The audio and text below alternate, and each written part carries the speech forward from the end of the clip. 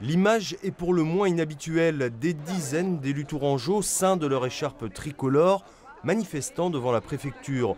Bon nombre de maires, mais aussi des conseillers départementaux ou régionaux. Quelle que soit leur famille politique, tous dénoncent une baisse des dotations de l'État jugée catastrophique. À Saint-Avertin, dans ma commune, on va baisser de moitié. Ce qu'on perd, c'est l'équivalent de 15 points d'impôt. Au département, c'est l'équivalent de 35 points d'impôt. À Tourplus, on perd 10 millions d'euros en 3 ans. Ce n'est pas possible. Et ce que l'on dit, c'est que si l'État ne revoit pas sa copie, c'est beaucoup d'investissements en moins, donc moins de travail pour les commerçants, artisans et entreprises, et c'est moins de services à la population. L'État, en effet, a décidé de réduire de 30% les dotations accordées jusque-là aux collectivités territoriales.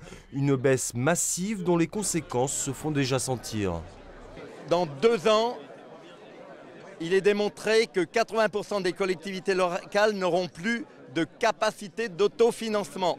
C'est-à-dire que dans 2 ans, on ne pourra plus du tout investir et qu'on devra réduire les services publics, comme ont déjà commencé à le faire un certain nombre de collectivités. J'ai 14 postes de moins dans ma ville sur l'année 2015. J'ai été obligée de fermer la mairie le samedi matin. J'ai 1 heure de moins au centre de santé le soir au niveau de l'ouverture. J'ai été obligée de réduire les moyens mis à disposition des services parce que 600 000 € de moins dans notre budget, c'est énorme. Pour que l'État revienne sur sa décision, d'autres manifestations devraient avoir lieu demain un peu partout sur le territoire, à l'appel de l'Association des maires de France.